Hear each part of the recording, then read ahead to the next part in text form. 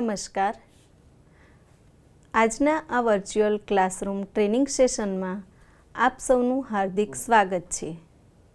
આજે હું આપને આઈટીઆઈમાં ચાલતા fashion design and technology trade અંતર્ગત classification and types of yarn એટલે કે યાર્નના પ્રકાર અને તેની લાક્ષણિકતાઓ વિશે તાલીમ સહ માર્ગદર્શન આપીશ. આ અગાઉ આપણે fibre to yarn elementary process એટલે કે રેસામાંથી યાર્ન જેને આપણે દોરા કહીએ છીએ તે બનાવવાની પ્રાથમિક પદ્ધતિ વિશે શીખી ગયા. આજે આપણે characteristics and types of yarn એટલે કે યાર્નના પ્રકાર અને તેના લક્ષણો વિશે જાણકારી મેળવીશું. કેરેક્ટરિસ્ટિક્સ ઓફ યાર્ન જે 3 પ્રકારના હોય છે: ટ્વિસ્ટ, કાઉન્ટ અને સાઇઝ. ટ્વિસ્ટ જેને આપણે વળ કહીએ છીએ, કોઈપણ રેસાને વળ આપી તેના તાંતણા એટલે કે દોરા બનાવવામાં આવે છે. આ દોરા બનાવવા માટે તેને જુદી જુદી રીતે વળ આપવામાં આવે છે. વળના પ્રકાર મુજબ દોરાની મજબૂતાઈ જુદી જુદી હોય છે. જ્યારે ઘણી વખત દોરાના કેટલા વળ આવે છે તેની ઉપર દોરાની મજબૂતાઈનો આધાર રહેલો હોય છે. દોરાના વળમાં મુખ્યત્વે 2 પ્રકાર હોય છે.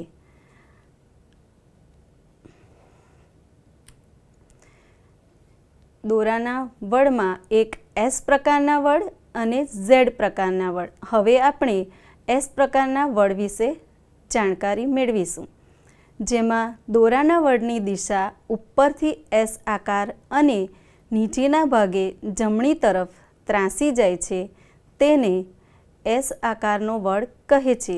અંગ્રેજીમાં તેને એસ ટ્વિસ્ટ પણ કહેવામાં આવે છે. તેમાં ડાબી તરફથી જમણી તરફ ટ્વિસ્ટ આપેલા હોય છે. આપણે આકૃતિમાં જોઈ શકીએ છીએ કે એસ આકારના વળમાં ડાબી તરફથી જમણી તરફ ટ્વિસ્ટ આપેલો હોય છે જે એસ ટાઈપનો હોય છે. તેથી તેને એસ ટ્વિસ્ટ કહેવામાં આવે છે. હવે આપણે જોઈશું ઝેડ આકારનો વળ, જેમાં દોરાના વળની દિશા ઉપરથી નીચેની બાજુ ઝેડ આકારે ત્રાંસી જાય છે તેને ઝેડ આકારનો વળ કહે છે. અંગ્રેજીમાં ઝેડ ટ્વિસ્ટ પણ કહેવામાં આવે છે. તેમાં જમણી તરફથી ડાબી બાજુ વળ આપેલા હોય છે. જો આકૃતિમાં દેખાય છે, આપણે એસ આકારનો ટ્વિસ્ટ જાણી ગયા. હવે એ મુજબ ઝેડ આકારનો ટ્વિસ્ટ. ઝેડ આકારનો ટ્વિસ્ટ ડાબી તરફથી ત્રાંસો જાય છે, જેથી તેને ઝેડ આકાર કહેવામાં આવે છે. To play yarn. આ દોરો ખૂબ જ મજબૂત હોય છે. તેમાં 2 થી 10 તાર ભેગા કરીને વળ આપવામાં આવે છે. ત્યારબાદ 2 વળ આપેલા દોરાને ભેગા કરીને તેને ફરીથી એસ કે ઝેડ આકારનો વળ આપીને વણવામાં આવે છે. આથી આ દોરાને 2 પ્લે દોરો કહેવામાં આવે છે. આ દોરો મોટા ભાગે સિલાઈકામમાં વાપરવામાં આવે છે. તેથી તેને સ્વિંગ થ્રેડ્સ પણ કહેવામાં આવે છે. આપણે આકૃતિમાં જોઈ શકીએ છીએ કે ટુ પ્લાય યાર્ન એસ કે ઝેડ આકારનો વળ આપીને વણવામાં આવે છે. તેથી તેને 2 પ્લાય યાર્ન કહેવામાં આવે છે. આ થ્રેડ્સ મોટાભાગે સ્વિંગ થ્રેડ્સ કહેવાય છે, જે સિલાઈકામમાં ઉપયોગી છે. હવે આપણે જોઈશું કાઉન્ટ. યાર્નની જાડાઈ દર્શાવતા અંકને યાર્નનો કાઉન્ટ કહેવાય છે. દોરાની એક નિશ્ચિત લંબાઈનું વજન કરીને તેના ઉપર દોરાનો એક દરજ્જો આપવામાં આવે છે, જેને દોરાનો કાઉન્ટ કહે છે. કાઉન્ટને 2 રીતે માપી શકાય છે. એક છે ડાયરેક્ટ સિસ્ટમ, બીજું છે ઇનડાયરેક્ટ સિસ્ટમ. ડાયરેક્ટ સિસ્ટમ આ રીતે માપેલા કાઉન્ટને ડેનિયર કાઉન્ટ અને ટેક્સ કાઉન્ટ કહેવાય છે. આ સિસ્ટમમાં દોરાનો કાઉન્ટ જેમ વધારે હોય તેમ તેની જાડાઈ વધુ હોય છે. Indirect system. આ રીતે માપેલા કાઉન્ટને English count, worsted count, woollen count કે મેટ્રિક કાઉન્ટ પણ કહેવાય છે. આ સિસ્ટમમાં દોરાનો કાઉન્ટ જેમ વધારે હોય તેમ તે પાતળો હોય છે. આપણે જોયું કે ડાયરેક્ટ સિસ્ટમમાં દોરાનો કાઉન્ટ વધારે હોય તેમ તેની જાડાઈ વધુ હોય છે, પરંતુ ઇનડાયરેક્ટ સિસ્ટમમાં જેમ કાઉન્ટ વધારે હોય તેમ થ્રેડ પાતળો હોય છે. સાઇઝ. વસ્ત્રની મજબૂતી, ટકાઉપણું અને સુંદરતા તેના દોરામાં પ્રતિ ઇંચે આપેલા વળની સંખ્યા પર આધાર રાખે છે. સાધારણ અને જાડા દોરાની સરખામણીએ વધુ ઝીણા ટ્વિસ્ટવાળા દોરાને ઉત્તમ અને શક્તિશાળી માનવામાં આવે છે. ઓછા વળવાળા દોરા જલ્દી તૂટે છે અને જલ્દી ઘસાઈ જાય છે. મુલાયમ અને કોમળ કાપડના દોરા ઢીલા વળ આપીને બનાવાય છે, જ્યારે ચીકણી સપાટીવાળા કાપડના દોરા ખેંચીને વણેલા દોરામાંથી બનાવવામાં આવે છે. વણાટ એ પ્રતિ ઇંચના હિસાબથી કરવામાં આવે છે. વણાટની માત્રાનો સીધો સંબંધ યાનના વ્યાસ સાથે હોય છે. દોરાની મજબૂતી તેના પર આપેલા વળ પર નિર્ભર કરે છે. જેમ વળ વધુ તેમ મજબૂતી વધુ હોય છે, પરંતુ દોરામાં અમુક નિશ્ચિત સંખ્યા સુધી જ વળ આપી શકાય છે. વધુ વળ આપવાથી રેસા તૂટી જાય છે. નીચલા વર્ગના દોરાને 1 ઇંચમાં 3 વાર વળ આપીને બનાવાય છે. મધ્યમ શ્રેણીના દોરાને 1 ઇંચમાં 7 વાર અને ઉચ્ચ શ્રેણીના દોરાને 1 ઇંચમાં 12 વખત વળ આપીને બનાવવામાં આવે છે. દોરાની લંબાઈ, પહોળાઈ અને જાડાઈને ઝીણવટપૂર્વક તપાસવામાં આવે છે. તેના અનુમાનો માટે અંકોનો ઉપયોગ થાય છે. તો આપણે જોયું કે વણાટની માત્રાનો સીધો સંબંધ યાનના વ્યાસ સાથે હોય છે. દોરાની મજબૂતી તેના પર આપેલા ટ્વિસ્ટ પર ડિપેન્ડ કરે છે. જેમ તેના ટ્વિસ્ટ વધુ તેમ તેની મજબૂતી વધુ હોય છે, પરંતુ યાનમાં અમુક નિશ્ચિત સંખ્યા સુધી જ ટ્વિસ્ટ આપી શકાય છે. વધુ ટ્વિસ્ટ આપવાથી રેસા તૂટી જાય છે. નીચલા વર્ગના દોરા કે જે 1 ઇંચમાં 3 વાર વળ આપીને બનાવાય છે, મધ્યમ શ્રેણીના દોરા 1 ઇંચમાં 7 વાર અને ઉચ્ચ શ્રેણીના દોરા જે 1 ઇંચમાં 12 વખત વળ આપીને બનાવવામાં આવે છે. દોરાની લંબાઈ, પહોળાઈ અને જાડાઈ ઝીણવટપૂર્વક તપાસવામાં આવે છે, જેના અનુમાન માટે અંકોનો ઉપયોગ પણ થાય છે.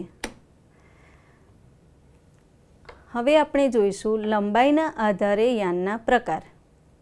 રેસાની લંબાઈના આધારે તેના 2 પ્રકાર છે, સ્પન યાન અને ફિલામેન્ટ યાન. ફિલામેન્ટ યાનના પણ 2 પ્રકાર છે, મોનોફિલામેન્ટ જેને આપણે એકલ તંતુ કહીએ છીએ અને મલ્ટીફિલામેન્ટ એટલે કે બહુતંતુ. મોનોફિલામેન્ટ એક જ તંતુથી બનેલા હોય છે, જ્યારે મલ્ટીફિલામેન્ટ ઘણા બધા તંતુઓથી બનેલા હોય છે. હવે આપણે સ્પન યાન અને ફિલામેન્ટ યાનની લાક્ષણિકતાઓ વિશે સમજીશું. સ્પન યાન આ દોરા ટૂંકા રેસામાંથી બનેલા હોય છે, જેમ કે કોટન અને ઊન. આ દોરા લાંબા રેસામાંથી બનાવવામાં આવે છે, જેમ કે રેશમ. નાના રેસામાં તંતુમાં વળેલા હોય છે, તેમજ તેની ટોચ બહાર નીકળેલી હોય છે. ફિલામેન્ટ યાન લાંબા, સતત અને મુલાયમ દોરાઓ પાસે પાસે ગૂંથાયેલા હોય છે. સ્પન યાનમાં દોરા શોષવાની ક્ષમતા વધારે હોય છે. ફિલામેન્ટ યાનની શોષવાની ક્ષમતા રેસાની સંરચના પર આધારિત છે. સ્પન યાન તેના આકાર, સાઇઝ, દોરાના નંબર, યાન નંબર દ્વારા વ્યક્ત કરવામાં આવે છે. તેના આકારને ડેનિયરમાં ઓળખવામાં આવે છે. સ્પન યાનને વધુ બળ આપવામાં આવે છે, ફિલામેન્ટ યાનને ઓછા બળ આપવામાં આવે છે. સ્પન યાનમાં વધુ જટિલ ઉત્પાદન પ્રક્રિયાનો ઉપયોગ થાય છે, જ્યારે ફિલામેન્ટ યાનમાં સરળ ઉત્પાદન પ્રક્રિયાનો ઉપયોગ થાય છે. દોરા જુદા જુદા પ્રકારના આવે છે, જેમ કે rayon, polyester, nylon, metallic, cotton, silk વગેરે. કોઈપણ પ્રકારના દોરામાં નીચેની લાક્ષણિકતાઓ હોવી જોઈએ તો જ સારું કાર્ય કરી શકે છે: ખેંચાણ બળ, આધાર બળ, ઘસારા પ્રતિરોધક, ઘર્ષણ પ્રતિરોધક, હવામાન સામે રક્ષણ, સ્ટોરેબલ અને ઇલાસ્ટિસિટી, ઊંચા તાપમાનનો અવરોધક, ગરમ કરતાં સંકોચન ન પામે તેવો, સમતોલ બંધારણ, સમાન કલરનું પાક્કાપણું વગેરે ક્વોલિટી હોવી જોઈએ.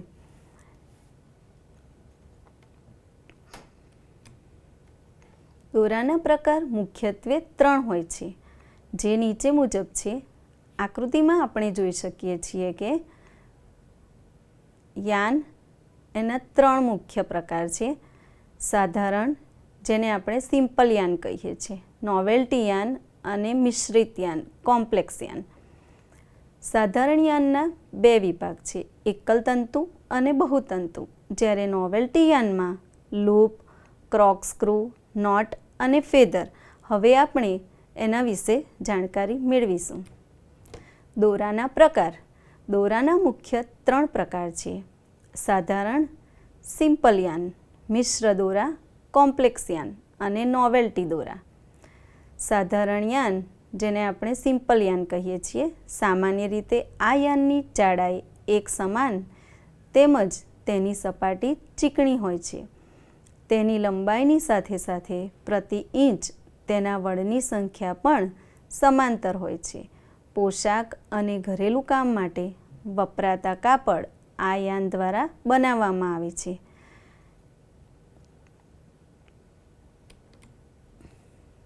એકલ તંતુ, જેને આપણે સિંગલ સ્ટ્રેન્ડ કહીએ છીએ. ઉચ્ચ ગુણવત્તાના એકલ તંતુનો ઉપયોગ હલકા વજનવાળા તેમજ ઉત્તમ કાપડના નિર્માણ માટે કરવામાં આવે છે. જાડા અને ખરાબ ગુણવત્તાના તંતુનો ઉપયોગ જાડા કાપડ માટે કરવામાં આવે છે. તેને ફિલામેન્ટ કે સ્ટેપલ રેસા સાથે વળ આપીને તૈયાર કરવામાં આવે છે. હવે આપણે જોઈશું કોર્ડ યાન. આ યાનમાં વધુ તંતુ હોય છે. તેને 3, 4 કે 5 યાન લેવામાં આવે છે તેમજ તેને સાથે સાથે વળ આપવામાં આવે છે. કોર્ડ યાન બનાવવા માટે બંને છેડા પર ગાંઠ મારવામાં આવે છે. તેનો ઉપયોગ મુખ્યત્વે દોરડું બનાવવા માટે થાય છે. આપણે આકૃતિમાં જોઈ શકીએ છીએ કે આ યાન 3, 4 અને 5 તે મુજબ પણ લઈ શકાય છે. તેને સાથે સાથે વળ આપવામાં આવે છે. આ કોર્ડ યાન બનાવવા માટે તેના બંને છેડા પર ગાંઠ મારવામાં આવે છે. તેનો મુખ્ય ઉપયોગ દોરડું બનાવવા માટે થાય છે. હવે આપણે જોઈશું રોપ યાન. 2 કે વધુ કોર્ડ યાનને વણીને રોપ યાન બનાવવામાં આવે છે. રોપ યાન બનાવવા માટે પણ કોર્ડ યાનની જરૂરિયાત પડે છે. એટલે કે આપણે આકૃતિમાં જોઈ શકીએ છીએ કે કોર્ડ યાન જે બન્યો છે તેને વણી અને પછી રોપ યાન બનાવવામાં આવે છે. મિશ્ર દોરા, જેને આપણે કોમ્પ્લેક્સ યાન કહીએ છીએ, તેમાં 1 થી વધારે પ્રકારના તંતુઓને મેળવીને દોરા તૈયાર કરવામાં આવે છે. જેમ કે કપાસ અને ઊનના તંતુને મેળવીને દોરો બનાવવામાં આવે છે. તેને મિશ્રયાન કહે છે. તેને કોસ્ટ વૂન પણ કહેવામાં આવે છે. હાલના સમયમાં પ્રાકૃતિક અને કૃત્રિમ તંતુઓને મેળવીને એટલે કે નેચરલ મેળવીને મિશ્રયાન બનાવવામાં આવે છે. તેમાં ઘણી અસમાનતા જોવા મળે છે. તેમાં ઘણીવાર ગાંઠ દેખાય છે. તેની મજબૂતાઈ ઓછી હોય છે તેમજ સાધારણ દોરાની તુલનામાં તે ઓછા ટકાઉ હોય છે.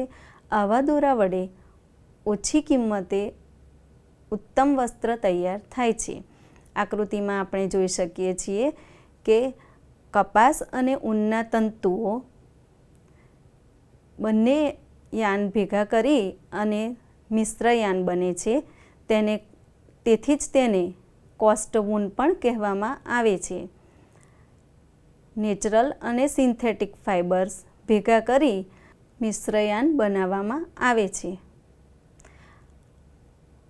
આ યાન વડે ઓછી કિંમતે સારી ક્વોલિટીનું વસ્ત્ર તૈયાર થાય છે. Novelty yarn. આ યાનને મુખ્યત્વે વિશિષ્ટ રંગ અને રૂપ માટે બનાવવામાં આવે છે. તે સાધારણ યાન કરતાં જુદા હોય છે. તેમાંથી બનેલા કાપડ વજનવાળા, જાડા અને દેખાવમાં નાજુક હોય છે, પરંતુ સિંગલ યાનથી બનેલા કાપડની મજબૂતાઈ કરતાં નોવેલ્ટી યાનની મજબૂતાઈ ઓછી જોવા મળે છે. તે નીચે મુજબ છે. આપણે જોયું કે નોવેલ્ટી યાન મુખ્યત્વે વિશિષ્ટ રંગ અને રૂપ માટે બનાવવામાં આવે છે. તે સાધારણ યાન કરતાં એકદમ અલગ જ હોય છે. કાપડ વજનવાળા, જાડા અને દેખાવમાં નાજુક હોય છે, પરંતુ સિંગલ યાનથી બનેલા કાપડની મજબૂતાઈ કરતાં નોવેલ્ટી યાનની મજબૂતાઈ ઓછી જોવા મળે છે, જે નીચે મુજબ છે. તેમાં આપણે જોઈશું લૂપ યાન. આ યાનમાં લૂપ જેવી રચના હોય છે, જે લંબાઈમાં સીધા તંતુઓ સાથે જોડાયેલા હોય છે. આકૃતિમાં આપણે વિગતવાર સમજીશું. Loop yarn structure. આપણે જોઈ શકીએ છીએ કે એક લૂપ જેવી રચના દેખાય છે, જેની લંબાઈમાં સીધા તંતુઓ જોડાયેલા છે.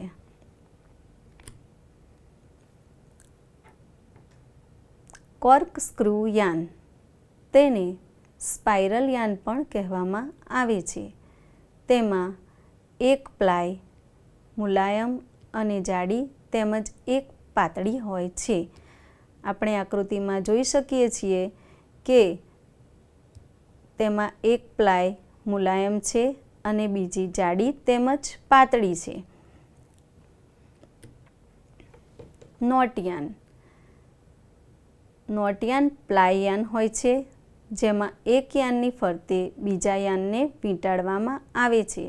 તેનાથી ગાંઠ જેવી કે ઉપસેલી રચના જોવા મળે છે.